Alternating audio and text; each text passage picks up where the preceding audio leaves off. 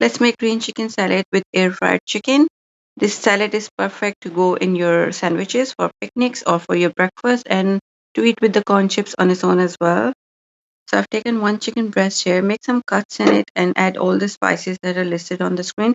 This is the chicken that I made whenever I need to make sandwiches or wraps and it goes really really well with everything. Or you know if you taste it on its own, you will just eat it on its own. It is that good. The baking paper underneath the chicken keeps it moist and juicy. Make the sauce by combining all the sauces that are listed on the screen. Give it a taste test once you mix these sauces. It was too salty for me, so I added some ketchup and some honey as well, and then it was perfect. Once the chicken is cooked, you can add all the salad. For salad, I've chosen avocados, green onions, peppers, cucumbers, spinach, and lettuce, and add the chopped chicken into it.